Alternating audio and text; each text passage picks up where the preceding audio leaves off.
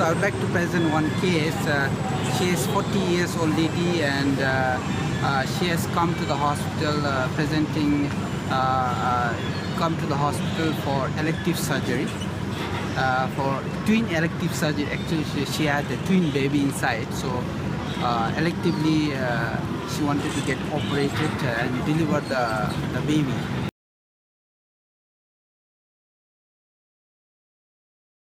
Operation went well, but on the same night, on the same day, she presented with bleeding, and because of that, the surgeons have decided to take again the patient to the OT for control the bleeding, but they could not control the bleeding. The patient bled too much. To control the bleeding, patient had to anesthetize, give GA with the endotracheal tube. So they have given, because it was emergency operation, second operation, it was not elective. Therefore, for fear of aspiration and some other problem, they have decided to give crush induction, which means we'll put the patient sleep as fast as possible, and intubation has to be very smooth. So that way they use suction choline, which is a fast-acting depolarizing muscle relaxant, and then to maintain that they give gas, which is desflurane, which is another inhalational agent to put the patient to sleep. So these two drugs actually they are triggering factors for one very rare disease, which is called malignant hyperthermia.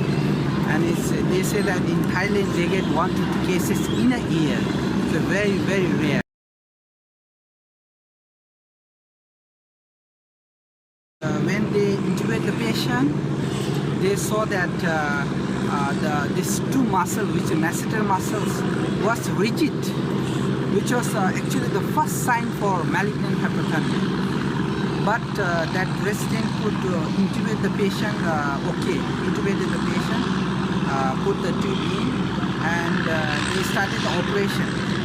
And in the middle of operation, the resident again noticed that the Untitled carbon dioxide, the patient breathes out, was increasing.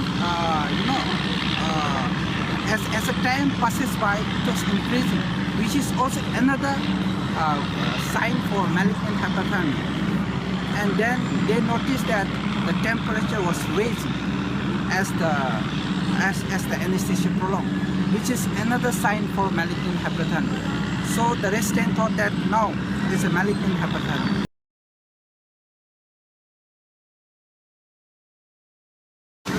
So they mobilize, and then they disconnect the equipments, because triggering factor I told was the gas which you're giving. So disconnect the equipment and anesthesia equipment, and then they give alternative way so that this disease is being controlled. So meanwhile, then they asked for dentrolene, which took medical to reach to the OT, which took almost half an hour.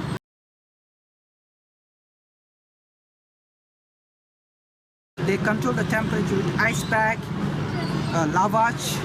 They cold water, they will pour cold water in the abdomen, they wash it, and then they remove the drapes and all to cool down the temperature, because temperature is not good for us, right? So they control the temperature, they disconnect the vaporizer equipments, and then the temperature get controlled to 38 degrees Celsius. The Untitled also dropped down, patient was okay, and then they continue the surgery. They let the surgeons continue the surgery.